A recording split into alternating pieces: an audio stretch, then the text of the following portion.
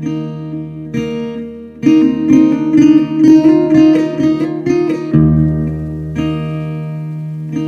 right, it's time. This is Jay Brown Yoga Talks podcast. My name is Jay Brown. Welcome, and thank you for showing up. How's everyone doing? I am coming to you from North Garden, Virginia. It's a few days after Christmas, still a few days to go before the new year. I'm still at my in-laws.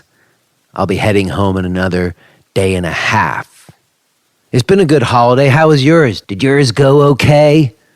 Hopefully everyone has survived. I have a wonderful talk to share with you today with a gentleman named David Moore.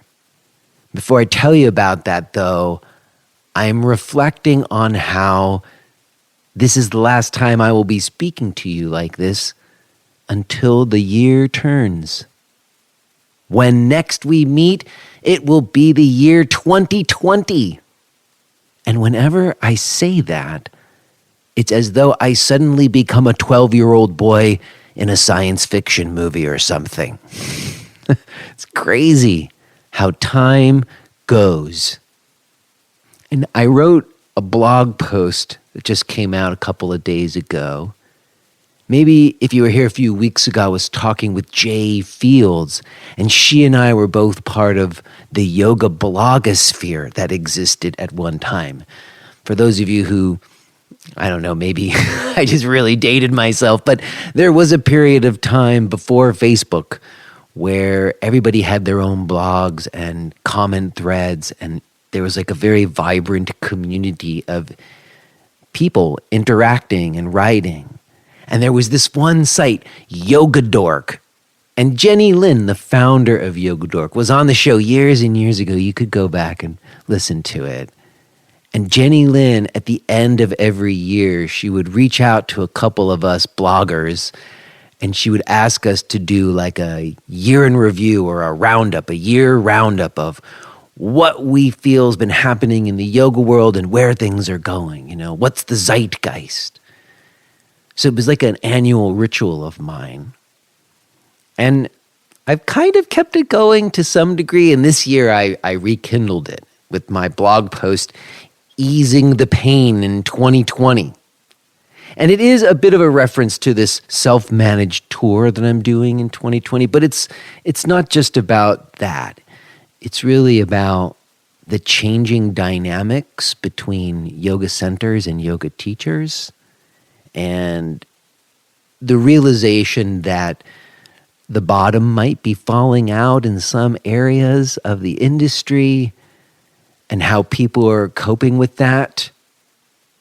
And really, it's about having some conviction, I think, some resolve and some resilience to make some choices that maybe, I don't know, require a certain risk, where you have to choose not to give in to some of the pressures to sell people on something so you can get them into the door, or, you know, to try to give people what they think they want so you can give them what you think they need, or, you know, that you would choose to trust in what your heart tells you to be right, even if the industry is communicating something else, with the hope that our conviction would shape the industry.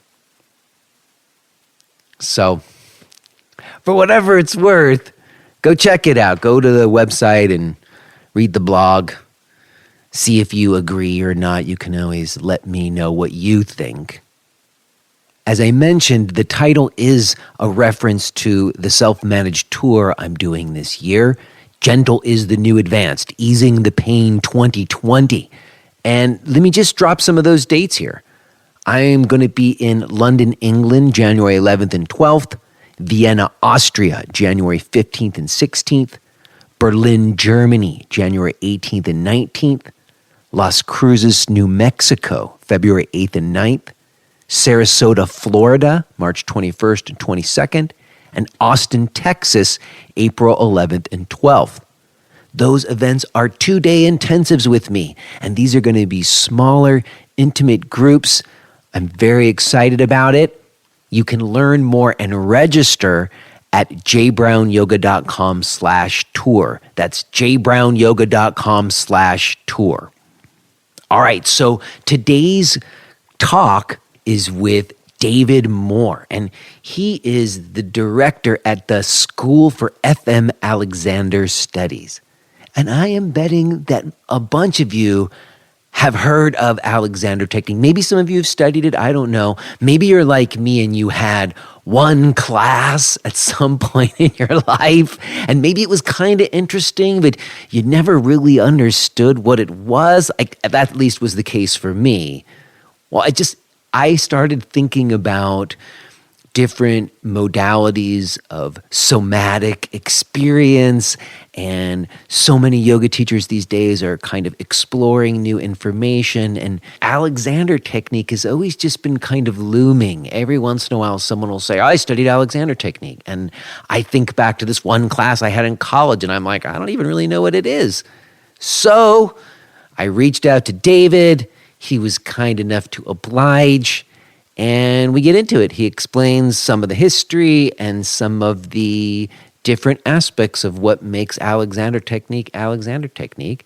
There is certainly a lot of crossover here, so it ties into a lot of the conversations we've been having. I am excited for you to hear it today. Okay, let's see. Is there anything else?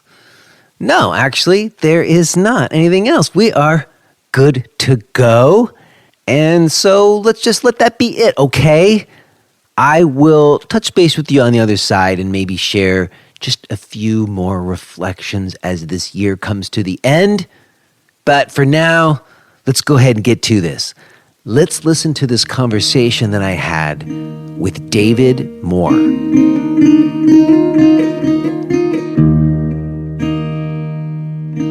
Hello? Hi, Jay. Well, hello there, David Moore. Hello. We've never met. We don't know each other from nothing, just from like an internet exchange. That's right. I just got your email. I'd never heard of your podcasts, and I was really happy to find them because I've been listening to a few of them. Oh, very cool. Very cool indeed. Well, just so you know, I didn't say much to you in that email, but I would say the reason why you're here is because I took one semester of Alexander Technique when I was a freshman in college as part of an acting program. Yep. And, at the time, I was a pretty messed up young guy, and it was presented to me just primarily as a movement thing, like a movement class. And I remember doing these spinal undulations. I remember talk of the head leading the way, but it was really beyond me.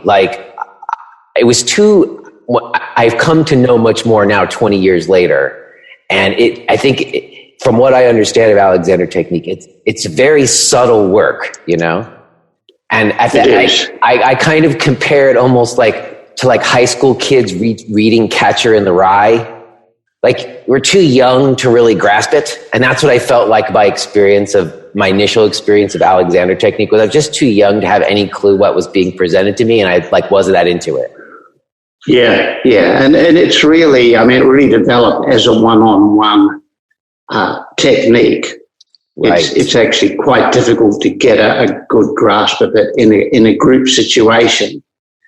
Well, that's interesting too, because in the research I did, so I'm getting prepared to talk to you, it seems like there's a lot of hands-on communication. And we can talk about that a little bit later because that's a big conversation in the yoga world right now. I've been listening to that, yes. Yes. So, it's the fact that there is about a lot of touch involved very often in Alexander Technique is interesting. Yeah. But I guess the other thing for me is that, now 20 years later, having put myself through the modern postural yoga ringer, I think I've come to so much more these subtle attempts to play with like reprogramming nervous system patterns. Yes. Which when I started thinking about it and looking back, I was like, well, that's kind of what I think Alexander Technique is about some. It very much is. So that's a long way to get to why you're talking to me right now. So I thought it would be interesting to talk to somebody who knows about Alexander Technique. I also didn't know that it was born in Australia, where you were born. Yep, that's right. It was in Tasmania. But Alexander actually moved to England when he was quite young, so it was most well established there. All right, well, maybe that's a good place for us to start for folks who are listening who might not know anything about Alexander Technique. And I apologize because I imagine you've had to answer this question before from people. The funny way I sometimes say it to like people who've done training with me, I say, imagine you're like at a party and someone turns to you and says, what do you do? And you say, oh, I teach Alexander Technique. And they say, what's that? What do you say to them? You know, like, okay. Like you could also maybe start a little bit with like where it comes from, like the man who started it, and give a little history, right. And then a little bit about what do you think it is.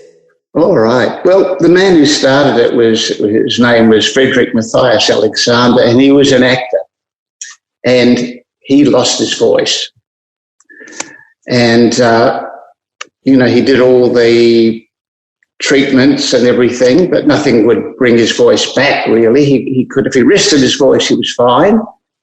But as soon as he went back on stage, he'd lose his voice again. So basically he started to think that maybe there's something in the way that I'm projecting my voice. Maybe there's something in the habits I have around that are causing this issue. And so he got mirrors, and he just looked at himself in the mirror. He stood at the mirrors and he just recited. He was a Shakespeare reciter, and he recited Shakespeare as though he was at a theatre. And then he just looked, well, what was different between that and when he was just normally talking? And he started to see a whole pattern of tension and contraction as he went to project his voice. So the way he described it was that he saw that he actually pulled his head back, he contracted his neck, pulled his head back, which put pressure on his larynx, and at the same time he was starting to gasp for breath. And he experimented for a long time. And I think one of the amazing things about his experiment is that one of the first, for most of us, if we see something like that, we'll try to do something different.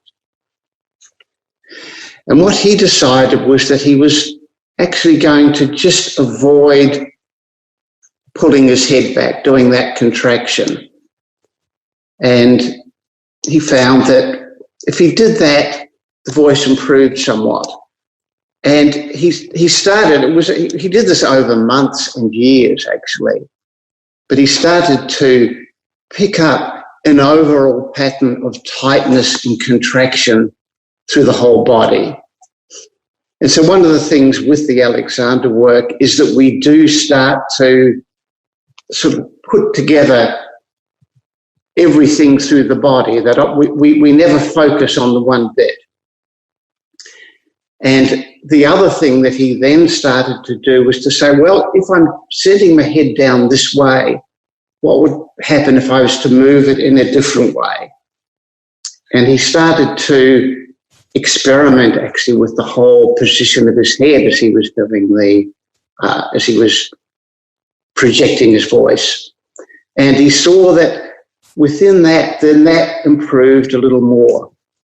So this was the beginning of his sort of exploration, but it went on a long way beyond that, because as he went along, he found that his very sense of what he was doing with himself was not very accurate. So I like to So wait, can I stop you? Can I stop you for just a second? So, all right. So it's interesting. So he had problems with his voice. I read about that. He was like a performer, an actor, an orator, a Shakespearean actor. And then he found that through very small adjustments to, like, could we call that like what, neck alignment or jaw alignment? Well, it was actually whole body. It was actually whole body coordination. Okay, see, that's what I was going to get to, because you started by talking about the way that his head jutted forward. Yeah, that was the first thing he saw. It seems ostensibly initially about a certain way we're holding our head, but then it leads to this other thing, which is how we are in our bodies in general, or how would you say it? That's right. That's right. As he went along, he saw it as he did this with his head. Then he contracted his back, and he sort of followed this right through to even contracting. As he really tried to project his voice, he would contract his feet onto the floor. So there was a whole overall dysfunctional body pattern. So you couldn't just change the one bit. It had to be changed as a whole. See, that's really interesting. So in an attempt to get to the bottom of what was happening with his voice, it became about body patterns, or patterning in general, maybe even. It became about patterning in general, because body pattern is simply, what generates the body pattern. Right. It's really our nervous system. Right. And our emotional state. And he just did this through self-exploration. He didn't have anybody else helping guide him in this process. He was just discovering it for himself. That's right. Yes. Wow. And then I read that it helped him. Like it changed things for him. It changed things for him. But he ran into lots of roadblocks along the way, because he found that he'd sort of worked out what he needed to do in order to keep his voice healthy. But when he went back on the stage, he went right back to his habit. They all came right back again, those darn other patterns. Back again. And he worked out the reason for that was that actually the new thing he had to do felt wrong. And the thing that he needed to do to change, and the old habit felt right.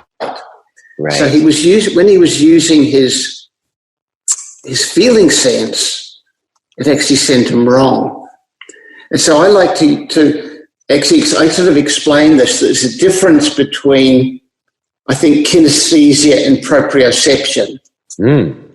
So can you unpack that more? What do you mean by that? Unpack that, because I've been listening to some of the talks, like on your podcast, and a lot of people are saying, well, we really need to go inside. We really need to be able to sense out what we're doing. We need to feel these patterns of tension to help undo them, and that's very true.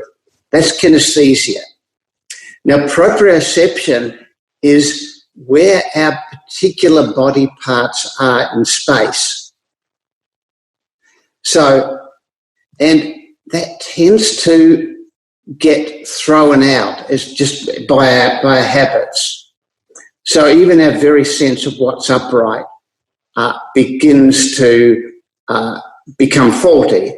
So, like in yoga classes, that the habit is for people to come along and I think of standing straight. So what do I do if I think of standing straight?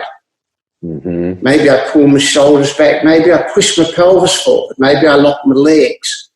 And suddenly, if we look at that from the outside, and we look at someone from the side, they're actually leaning back.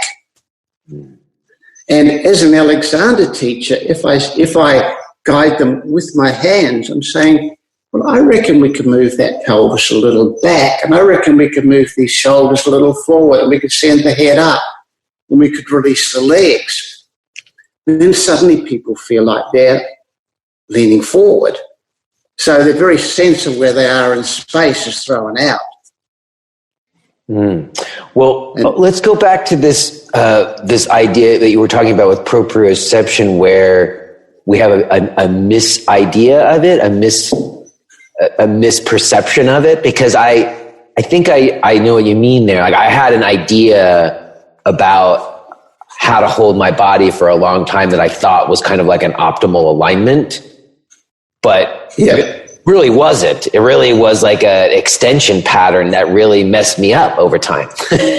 Yes, I mean, that's most people's experience, yeah. You know, I had what my friend Leslie Kaminoff once used to call like the stick up the butt syndrome, where I thought like straightest lengthened spine as possible was always best. Yeah. So I was sort of holding myself that way very often. And nowadays I have pain issues that I reckon with, I do believe, because I held that pattern for so long. Yes. But what's interesting to me when I hear you saying is, and I didn't know this was what Alexander Technique was about, honestly, when it was presented to me originally, is that in order to like address the patterns, it is this very subtle process of repatterning, but it's a weird play of like, you can't think it.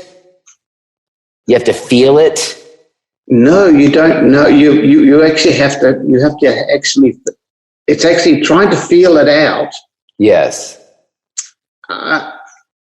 People tend to go back to the old pattern. So I'm often getting people to actually look. Don't try to feel this out. We're just going to begin. Have an intention to move, to go in this direction. Go with your intention rather than the feeling. And it's interesting. So again, that's the point that you're trying to make, because people are talking about how, you know, yoga teachers have been somatically dominating everybody for all these years. So like the goal is to give people their own self-agency, to know their own boundaries and to know their limits and to figure out their own patterns.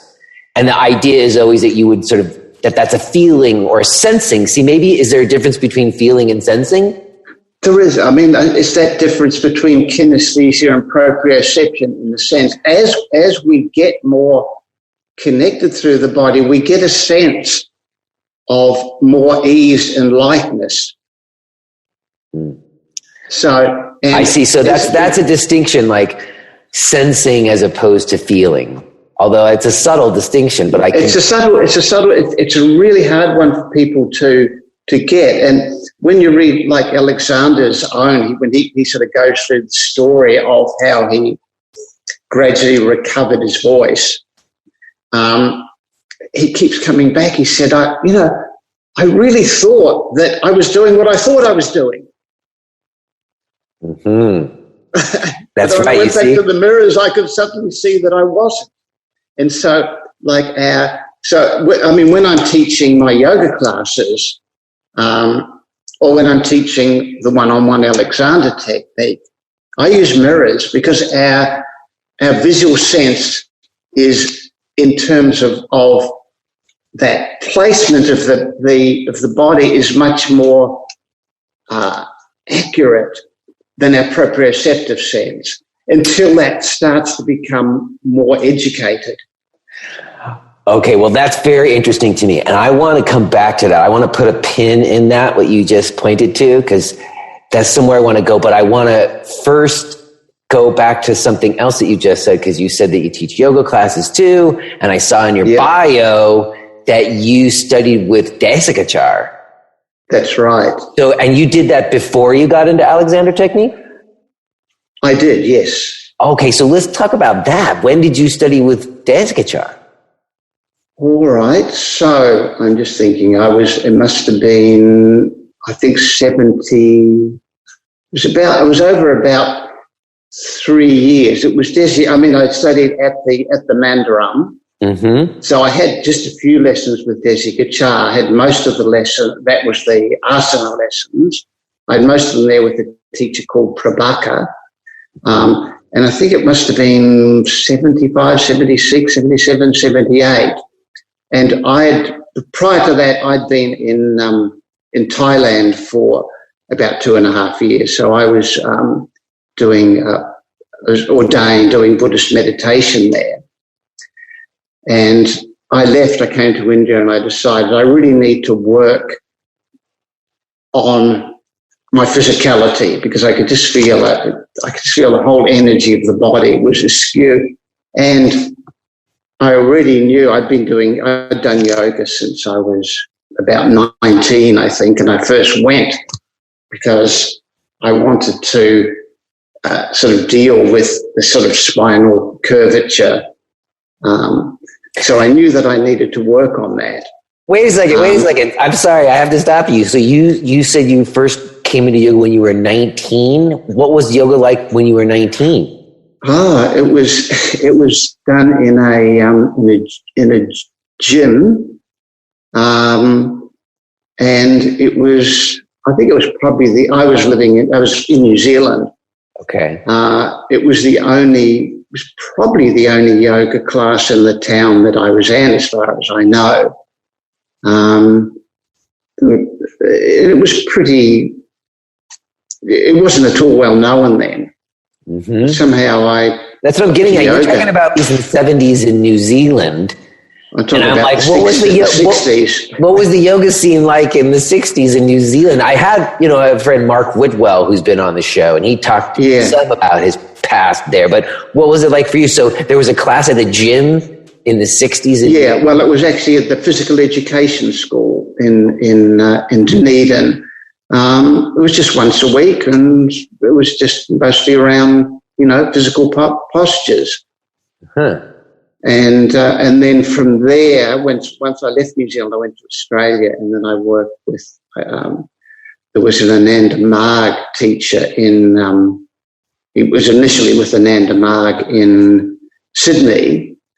And so we did yoga with him for quite a number of years. And what do you think it is? What do you think it is that you had such an interest in this stuff so early in your life? Do you have an idea about where that comes from? I think the first thing was just the physical thing. And then the second thing was once I'd taken LSD, that had sort of opened up. That seemed like it. There was a connection there between the conscious expansion. Yeah. And so then there was, you start to see, there's a bit more in all of this. Mm-hmm. Yeah. So, I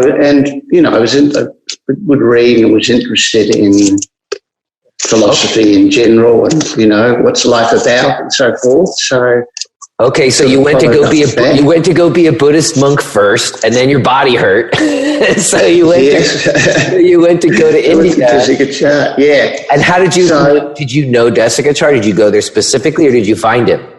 No, I cannot remember how I heard about him. I heard about Iyengar, and I heard about Desikachar, and I decided to go to Desikachar. So I definitely went with that in mind. And that was in Madras, I think it's called. And I was still doing meditation. I'd go up to, often in winter there, right when it was quite busy at the Mandaram, I would go up to Bodh Gaya and do a meditation course up there, and also to Bombay. There was a teacher there, Nisargadatta Maharaj, that I sort of would go and see, and then I'd go back to the Mandaram, and it was because quite a lot of teachers would come in that very, right around the Christmas period, and then it would sort of calm down a bit. But it was all one-on-one work then. They weren't doing groups, apart from the Yoga Sutra groups. Mm-hmm. And so what was it like to study with Desikachar? What was your first meeting? Like, did you study with him directly, or you said with his students? Yeah, no, I met with him directly, first of all. I had a lesson with him, and then he had a number of teachers there, and he sort of assigned me to someone called Prabhakar, who I don't think he was a young teacher, and he'd trained as an engineer, and I know his parents were already pushing him to go into engineering, so I haven't heard of him since then. So we would meet twice a week, and then there was Yoga Sutra classes once a week, which was a group class. And then right in the summer when it was hotter, I would have some lessons with Desi Kachar. Mm-hmm. And so what was your experience of studying with him? What do you remember? What did you learn from him? Well, it was a lot more sophisticated than the yoga that I'd done previously. Like it was working, they were looking much more closely at what you were doing. And the asanas were ones, sort of designed for you. Mm-hmm. And also there was an emphasis on pranayama. So there was the work with the breath with poses. Right. And also we're given a pranayama practice to do. We're given different sort of sequences of pranayama. Mm-hmm. They never actually looked at, from what I remember, they never actually looked at you doing the pranayama, which I would have appreciated, I think, because I didn't, the breathing pattern wasn't what, if the posture's not thrown out a bit, the breathing pattern is also thrown out. Mm-hmm. But the breath and the asana was a focus. Did they whip out metronomes and have you try to lengthen breath and stuff like that? Yes. Yeah. I'm just remembering the metronome because I don't do that anymore. I don't work with the breath directly with the poses now. So yes, I'm intrigued by that because that is, I think, a characteristic of Desi Kachar's teachings that different. Like the asanas always have pranayama in them.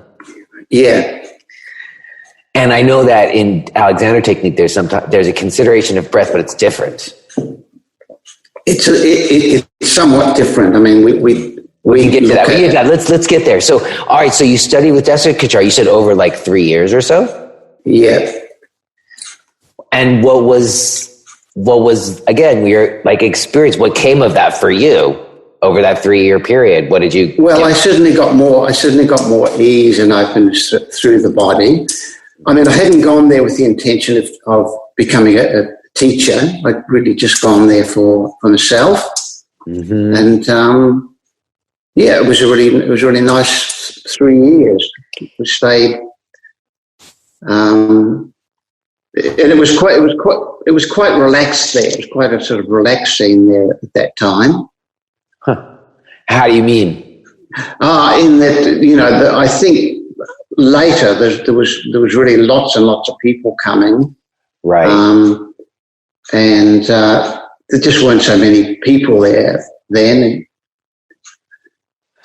Right. Well, so you got there because your body was hurting. Did it feel better by the time you were leaving? And 3 years later, it did feel better. Yeah. But once I got to Alexander technique, there was a whole other level that happened. All right. So, why did you leave? Why did you leave after 3 years, and where did you go? Well, from there I went on to England, mm-hmm. And when I was in Thailand, I'd actually read a book.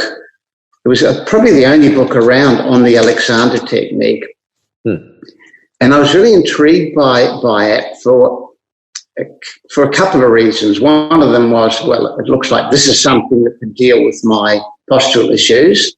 Mm-hmm. And secondly, it had so much in common with the Buddhist mindfulness training that I was doing. It was really bringing a more focused attention to what you're doing in the moment. So say that again. What's the connection between Buddhist mindfulness and Alexander technique? I mean, Buddhist mindfulness meditation is based on really the 4 foundations of mindfulness. So there's mindfulness of the body, the feelings, sort of the mental states, the thoughts, and it's bringing a very focused attention onto really the whole of what you're doing with yourself. And this seems to be exactly what the Alexander technique was doing. It was working. They had a lot of similarities. So that the work was to ultimately bring that kind of attention or awareness to the person. or to That's right. Mm-hmm. Yes. Mm-hmm. All right. So you read this book, and what was it in the book that made you made a connection between Buddhist mindfulness and you thought this was interesting, so you sought it out? I did, yeah. I made a note on the back of the book. It had, well, this is the society in England. This is how you can find teachers. So I always had the intention of following that up, but I couldn't in India.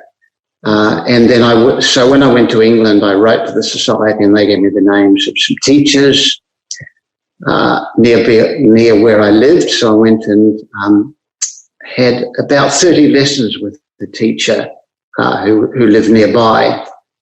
Mm-hmm. And so that was pretty eye-opening because I remember the very first lesson you just work doing pretty normal things, sitting, standing, walking. But she did some work with me on the table, was just lying down. And the work we do on the table, it's not like massage at all. It's just you very, very gently moving people and sensing as things begin to undo. And what I started to notice in that work was the whole levels of holding there that I didn't even know were there, that were beginning to undo. Mm-hmm. I mean, you can't release attention if you don't even know that it's there. Mm-hmm. And so the whole levels of holding there that began to undo on the table. So I thought I was pretty relaxed by this time. But by the time I'd finished that work on the table, I thought, maybe I'm not as relaxed as I thought I was. Well, there's layers and layers, like you say. There's layers and layers. Those subtle releases. And then when you have an experience of subtle release, they become more interesting than like the more gross displays or whatever. They do, yeah. They did for me. The other interesting thing is she said to me, while you're doing these lessons, I don't want you to do your yoga practice because you just do your habit in there. You'll screw everything up we're doing. You'll screw it up. And so I said, all right. So I didn't do that. And it was about 3 months, I think. And when I went back to doing yoga, I remember I did the bridge. And when I pushed myself up into the bridge, my upper back was so rigid that it would sort of push my head back along the floor. And when I went back to doing that, I came up and suddenly I had this more flexibility through my upper back. Mm-hmm. And we hadn't done anything except lying on a table, sitting and standing. So that was pretty interesting. Yes, isn't that interesting when you start to discover that like mobility isn't necessarily about like length of muscles or something? Like, yeah. Like I've talked about this with Peter Blackaby and said like it's a nervous system patterning often. That's right. Yeah. Yeah. All right. So you have this experience with this woman teacher. What was her name? Do you remember?